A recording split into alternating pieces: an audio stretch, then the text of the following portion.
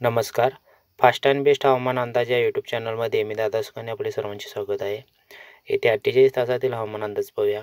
कमी दाबाचं क्षेत्र तयार झालेलं आहे आणि ते कुठे सरकेल याचा एक थोडासा अंदाज घेऊ.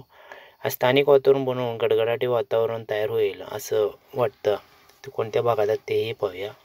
सध्याला कमी दाबाचं क्षेत्र विशाखापट्टणम, हैदराबाद, जालनाचा परिसर आणि विशाखापट्टणम मुंबईपर्यंत असा विस्तारित आहे. आणि उत्तरेकडून नागपूरपर्यंत कोरडे वाऱ्याची थोडीशी झलक आहे. उद्या साधारण 24 तासामध्ये त्याची तीव्रता थोडीशी कमी झालेली दिसते आणि 48 तासात त्याची सांगलीकडे म्हणजे दक्षिणेकडे सरकत असलेला कमी दाबाचं क्षेत्र असं दिसत आहे आणि उत्तरेकडून थोडंसं कोरडं वारं दिशा व ते दाखवत आहे. पण याचा परिणाम कसा काय होतो, काय झाला आहे ते पाहूया थोडासा. पावसावरती कोणता परिणाम आहे तेही पाहूया. सध्या सांगली, सातारा, विजयपूर, अकलूजचा रत्नागिरीचा परिसर आणि इकडे पुढे सावंतवाडी म्हणजे सांगलीचा परिसर, पणजी, गोवा ह्या भागातून म्हणजे सिंधुदुर्ग परिसर, रायगडचा परिसर ह्या भागातून गडगडाटी वातावरण तयार झालेलं आहे. पावसाची शक्यता आहे. आणि इकडे नागपूरच्या दक्षिणे, चंद्रपूरच्या उत्तरेस या भागातून पुसळपण पट्टा एक आहे. त्या भागात सुद्धा पावसाची शक्यता बनत चाललेली आहे. इकडे गोवा, बेळगाव, रेवणा, दांडेली ह्याही भागात म्हणजे सिंधुदुर्ग परिसरात सुद्धा पावसाची शक्यता बनते. पुढे जाऊन रत्नागिरी, साक्रापा ह्या भागात पावसाची शक्यता आहे रात्रीतून. आणि पुढे त्याच्याही पुढे पाहायला गेलं तर राजापूर, कनकेश्वर आणि फोंडा ह्या भागात मध्यम स्वरूपाचा पावसाची शक्यता दाखवत आहे. रात्रीतून पाऊस त्या भागात पडेल असं दिसतं. गोव्या साईडला बघायला गेलं तर गोवाचा पूर्ण भागामध्ये पार्शेस म्हणा, साखळी ह्या भागातून पावसाची शक्यता आहे. इकडे नागपूरचा काही परिसर, आदिलाबाद, चंद्रपूर ह्या भागात हलक्या ठेंबा यायची शक्यता वाटते.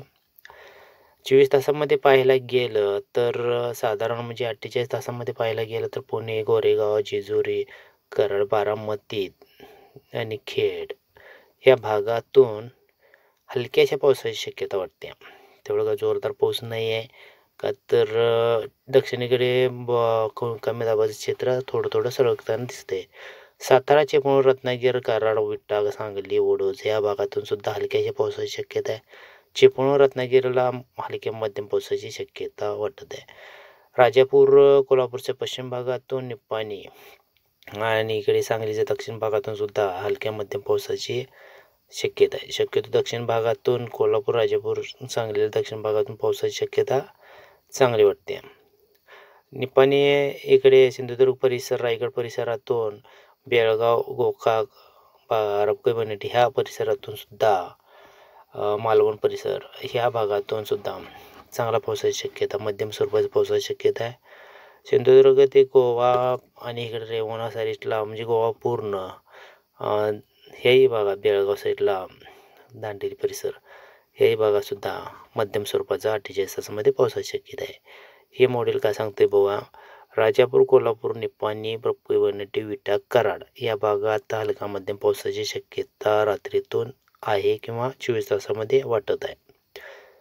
आणि पुढे पाहायला गेलं दक्षिणेकडे तर सावंतवाडी, बेळगाव, गोकाक म्हणजे सिंधुदुर्ग, रायगड आणि गोवा ह्या परिसरातसुद्धा पावसाची शक्यता आहे असं दर्शवत आहे.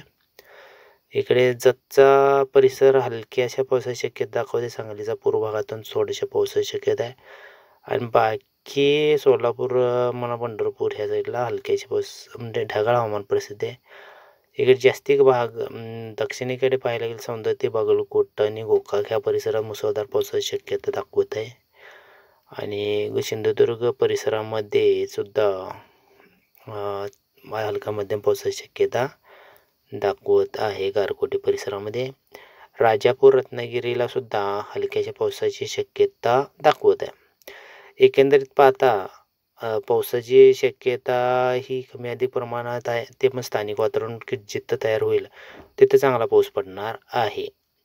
आणि हे मॉडेल म्हणजे सर्वच मॉडेल सांगतात की पावसाची शक्यता आहे, पण पावसाची शक्यता कुठंपर्यंत आहे तर मला तर वाटते माझ्या हिशोबाने बघायला तर उद्या परवा दिवशी ह्याच्यात ते बळ कमी होईल असं दिसतं.